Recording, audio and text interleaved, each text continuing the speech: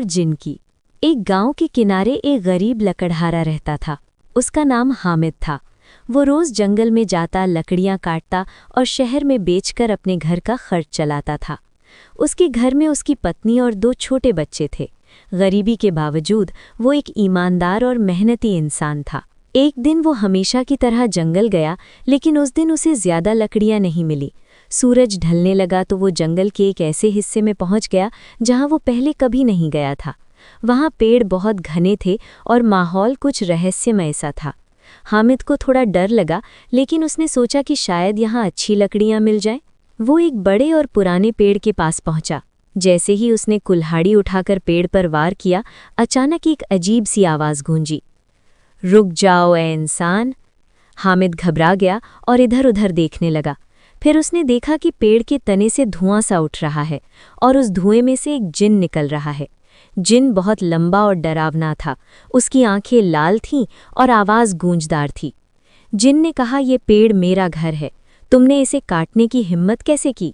हामिद के हाथ कांपने लगे, लेकिन उसने हिम्मत करके आदर से कहा, मुझे माफ़ कर दीजिए, मुझे नहीं पता था कि ये आपका घर है। मैं गरीब हूँ और अपने बच्चों के लिए लकड़ियाँ लेने आया हूँ। जिन ने कुछ देर हामिद को गौर से देखा, फिर बोला, मैं तुम्हें सज़ा दे सकता हूँ, लेकिन तुम सच्चे लगते हो। अगर तुम एक शर्त मान लो तो मैं तुम्हें माफ़ भी कर दूंगा और तुम्हारी मदद भी करूंगा। हामिद ने तुरंत कहा, मैं आपकी हर सही शर्त मानने को तैयार हूँ। जिन ने कहा, मैं तुम्हें एक खजाने का राज बताऊंगा, लेकिन शर्त यह है कि तुम कभी लालच नहीं करोगे और जो मिले उसी में संतोष करोगे। हामिद ने वादा किया, मैं वादा करता हूँ कि कभी लालच नहीं करूंगा। जिन ने उसे जंगल के एक गुप्त स्थान का पता बताया, जहां जमीन के नीचे सोने के सिक्के दबे हुए थे। हामिद ने जिन का धन्यवाद किया और उस जगह की ओर चल पड़ा। जब वो वहां पहुंचा और जमीन खोदी तो सच में उसे सोने के सिक्के मिले। वो बहुत खुश हुआ, लेकिन उसे जिन की बात याद थी। उसने सिर्फ उतने ही सिक्के लिए जितने उसके घर के लिए ज़रूरी थे और बाकी वहीं छोड़ दिए। हामिद घर वापस आया और अपनी पत्नी को सब कुछ बताया। वे दोनों बहुत खुश हुए कि अब उनकी ज़िंदगी बेहतर हो जाएगी। कुछ दिनों बाद हामिद का एक पड़ोसी जो बहुत लालची था, उसके पास आया और पूछा, तुम अचानक अमीर कैसे हो गए? हामिद ने सादगी से उसे पूरी बात बता दी। लालची पड़ोसी के मन में लालच जाग गया।